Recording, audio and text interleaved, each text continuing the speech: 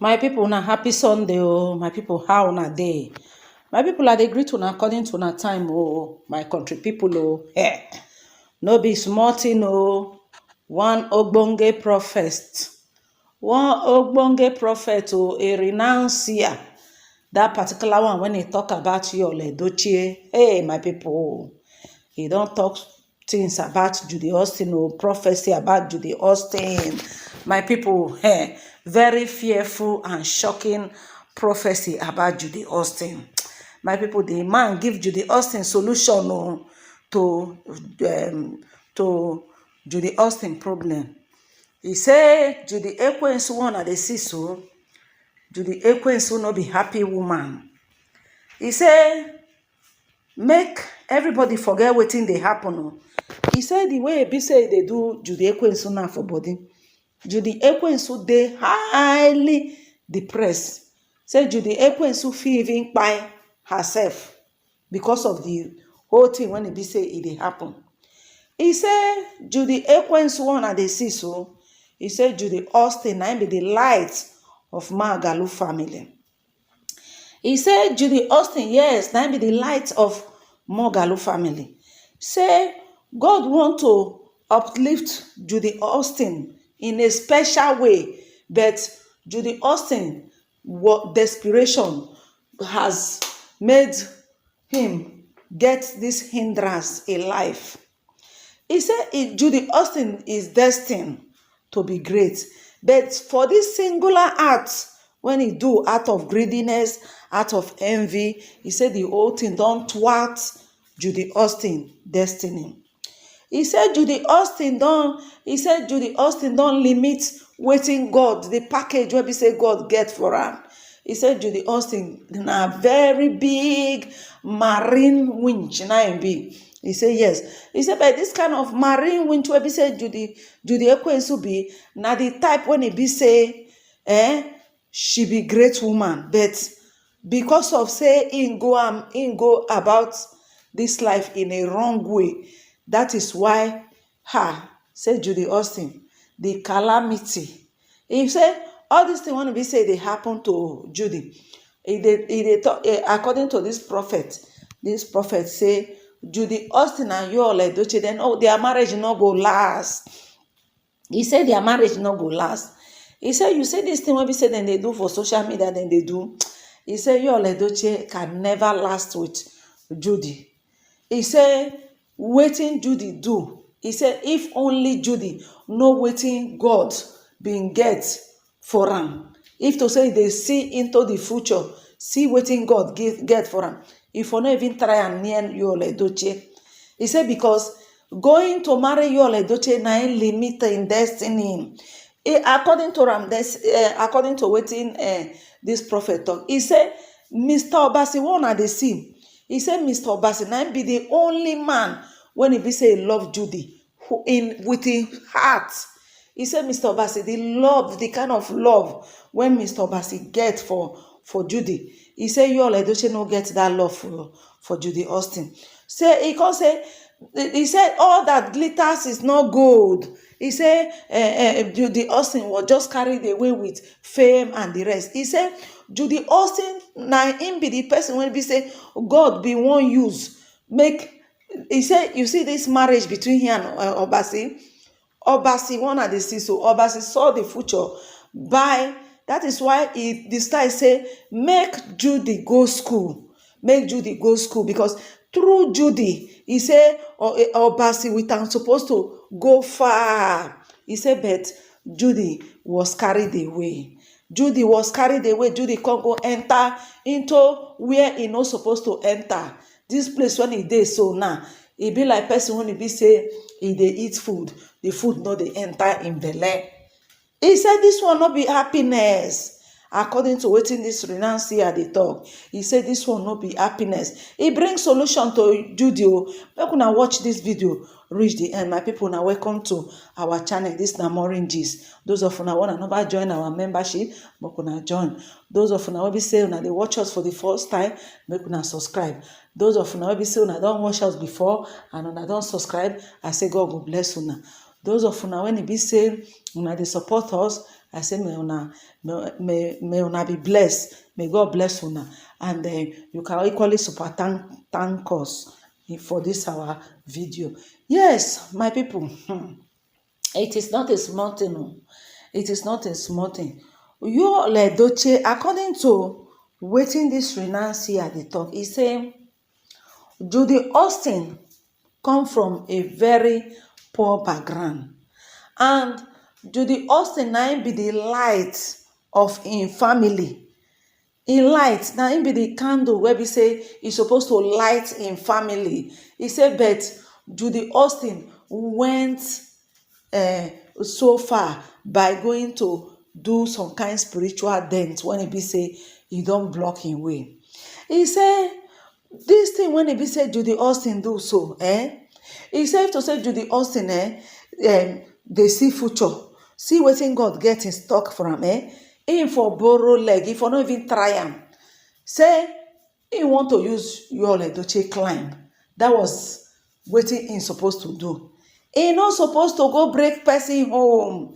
E no suppose to go break person home. E say but there is a solution. E say this solution when e be say im go tell Judy Austin. E say if Judy Austin can take im advice, im solution, e say everything go dey fine. Everything go dey fine for him when e be Judy Austin. Say because it's too early for life. Say because this whole marriage thing when e be say e go scatter, when e go cause confusion for people home, e say for the thing fit, in fact, the advantage of this thing when e do, the advantage no reach this. He said this disadvantage too much. He said it doesn't worth it. He say Judy Ekwensu, this, he say e no worth am at all. This whole thing, e no worth am. Yul Edochie no worth that kind of. He say no be person like, no be this kind person like Yul Edochie. Neither they take they get this kind bad name. He say no. He say according to wetin you know, say when Judy Austin cause all this whole wahala, now they call dey laugh. They say this Judy Austin one na dey see so. If to say enter one kind big family, that is, if to say like say the person when e be say is snatch, na one kind rich man, when e be say rich, when he say it would have been different. He say but Yul Edochie no be am. Yul Edochie is not the kind of man wey be say he doesn't want that stress. Now I call dey tell Judy Austin say Judy Austin no go dey happy in this marriage. He say no matter what, he say no matter how Judy Austin like make Judy Austin dress in fine clothes come social media come dey pretend. He say na pretend na Judy Austin dey. He say Judy can never be happy in this marriage. He say Judy no go know what it is. Even as Judy dey so, Yul Edochie does not love her. You dey see am so. And according to this prophet, he said the Augusta, when it be Judy Austin sister, na im be senior, and he dey push Judy Austin. Say spiritually, say Judy Austin no know who be his sister Augusta. He say Augusta just dey pretend, dey hype am. He say one, Augusta no see husband marry. This one when e be say e dey support Judy, he say the babe dey pretend. The babe know say Judy is not happy, and he's just trying to. So according to wetin the prophet talk, he said the solution to Judy. He said this solution when e be say he wan tell Judy, he say if Judy can follow am, do am. He say after 1 year, if Judy Austin destiny no turn around, say make e know say no be him be the renuncier wey they know. According to wetin he talk, he say make Judy Austin leave Yul Edochie alone. He say all those things when he take tie to Yul, make he leave am. He say make he stop those things when he be say they do. If Judy Austin stop those things, if Yul using koro eye follow am, make he know say no be him wey be say he be the this. He say this Yul Edochie wey you dey see so no get any element of love for where Judy dey. He say Judy Austin make Judy leave Yul Edochie alone, make he just dissolve this marriage. Yes, make he make arrangement, make he tender public say He said this thing when be saying they tell Judy. He said Judy not go believe in I. Her God, waiting God go. The kind love when he go get from people, say if Judy can come out, say Yul Edochie, I don't want this marriage, tender public apology to Queen May. Tell Queen May say from today henceforth, I don't want your husband. I have sinned. Make it from a heart do am.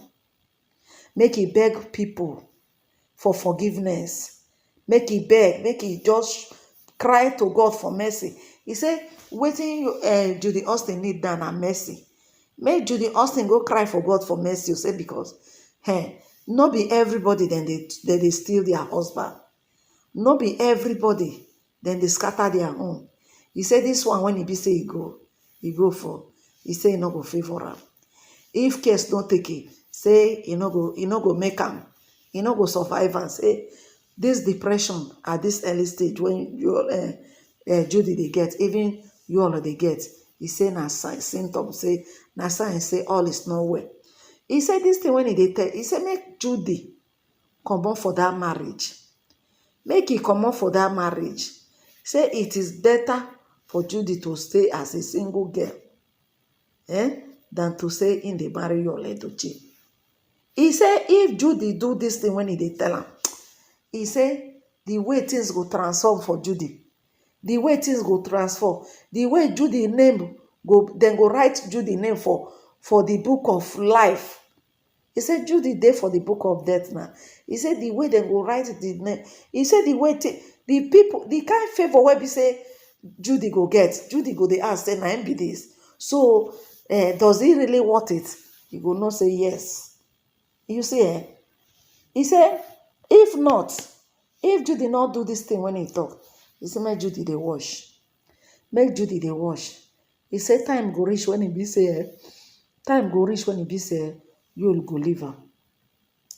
He said, make Judy take example from Stella Damasus. Say when then Stella go the date Daniel, that though man, when they be say they married Doris Senior. So he and Daniel elope, go Europe, go USA, go stay. Say na matter of time now. Say say Daniel don't remarry another woman. That woman don't even born.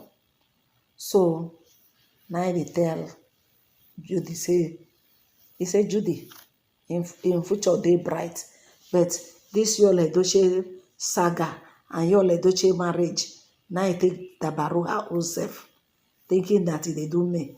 He said, Judy, make you look, open your eye, make you they see clearly.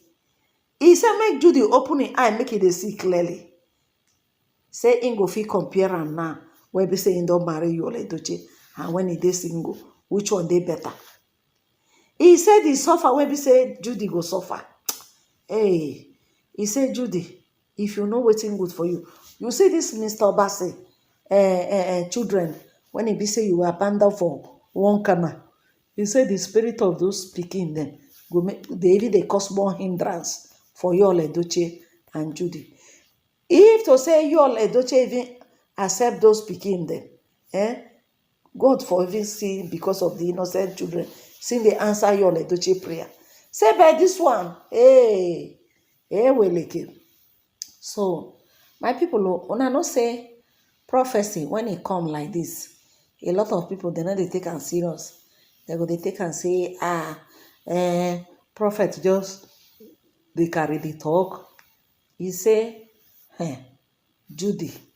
He say not be to marry Yul Edochie be the thing. No. He say, wetin happen to Judy for her first marriage? Wetin make her run leave Mr. Obasi when her God na put am there say yes. He said the kind love when Mr. Obasi love this Judy. He said Mr. Obasi no offend Judy for one day. He said the only thing when he did be say Mr. Obasi no come from a rich background. Say but Mr. Obasi they struggle. He said Judy supposed to team up with Mr. Obasi. He said where God for carry here Mr. Obasi put He said forget to. He said Obi Kubana be for the land for where Judy and Mr. Obasi for day before. say Obi Kubana, say because God bless Mr. Obasi with trading. The man know how to trade. Then as Judy dey inside social media, sabi all those things, he go just use that influence of Obasi in Beatrice, take catapult Mr. Obasi. Before you know, he say nobody go see Mr. Obasi and Judy for back. Say they go dey fly. Say but now this one wey be say Judy Austin though, he don limit his destiny. He say but hope still though, if only Judy go humble herself, decide, make up her mind. He say this place where we say Judy dey, not be where God want make Judy dey. If not, if Judy say he want to remain for this whole thing, he say na suffer. He say na suffer. The suffer no get part 2 where he and Yul Edochie they go see. He say the suffer where we say here and you, the sufferness where we say they go see, go make their marriage go shake where so they Yul go run. He say as you see Yul Edochie now, Yul Edochie no get endurance for poverty. He say this one wey Yul dey do, he just dey do. Say na him last attempt. All this one wey be say they go meet Tinubu, they go now out of in desperation. Say na him last attempt with this one. After all this attempt fail, Yul Edochie go abandon am. He say Yul Edochie go abandon Judy. Now so this man talk.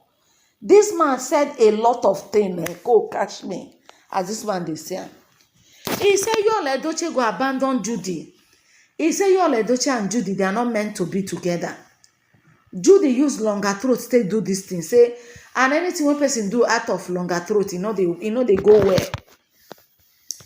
He say, you see this Yul Edochie go show Judy Austin pepper. He say, Judy Austin not dey fear. He say, make Judy Austin reason this whole thing. Using common sense, say make you forget about love, or if they forget about saying want to be with Yul Edochie. He say make Judy Austin shine him eye well, make it look. Say there is nothing where Queen May no do for Yul Edochie. There is nothing. Financially, he supported this man like say tomorrow no day. He said at the end of the day, what happened? He said, who be Judy? Where Judy thinks say, now be the person when he go stay with Yul Edochie. Even the Yul Edochie, my people, now not say he confess him. Yul Edochie talk and say marriage, it's not a do or die affair. As far as this he and Judy Austin is concerned, if he tire him, he go walk away. He talk him. He make we the internet in-law no say, he no send. If the day where be say he no go see waiting they find for where Judy Austin dey, that day he go walk away. Say 50 ain't ready to marry 50. So now this prophet they ask and say, if a man can come publicly and say this kind of thing, Judy, is it this kind of man you want to limit your potential destiny with? He said make Judy look at his background, look at his family. He said this thing when he do don't spoil a lot of things. He said if only Judy can just make a U-turn, so that things when he be say he spoil for a family, they go feel repair am. Say yes. Say solution dey. Say because of Judy, and in fact Judy don't spoil things. When I know that saying when they go say if one hand put hand for palm oil, e go spoil other finger. Now be waiting Satan use Judy Austin to do. He said, but he never let all this thing when he be say they talk. And don't tell Judy the solution. If Judy they doubt him, he will be say be the renuncier, the renowned prophet. If Judy they doubt him, make he remain with Yul Edochie. But he can assure Judy say this marriage is not gonna last. This marriage self, if he got the talk, he said Judy Austin, whether Judy Austin remember how they started, make he remember where he and Yul dey now. Whether na the place where we say he want make them dey, na there them dey. He say, karma, they know they bribe karma. Now wetin this prophet they talk, he say, they know they bribe karma. Whatever, anything when they say you sow for this life, you go reap am. This one not be say they go come say they won't go bribe karma. Nobody they bribe karma. Nobody dey bribe Kama. So when he talk this whole thing finish, my people, na so I shake my head. I say, well, my country people, if you be Judy Austin, just tell me that deep down you with your heart, say this kind prophecy came and they tell you, say, see wetin a renowned prophet talk. The job be like say they don't see the future for you. If you be Judy Austin, will you make a U-turn and say, abeg, this does not want it, tender apology, decide to leave you Yul Edochie? If you be Judy Austin, will you do it? Or you go say, okay, make I continue out of shame? Abeg, make una leave una comment for comment section. If you be Judy Austin and you get all this prophecy at the end of the day, wetin be the solution wey be say dem tell you make you do? You go do am, or you go just say, abeg, na one of those things where hungry prophets dey talk? Will you say so? So my people, make una leave una constructive comment for comment section. This na Morin Gist. I go dey bring una more update. Una have a nice day. Bye.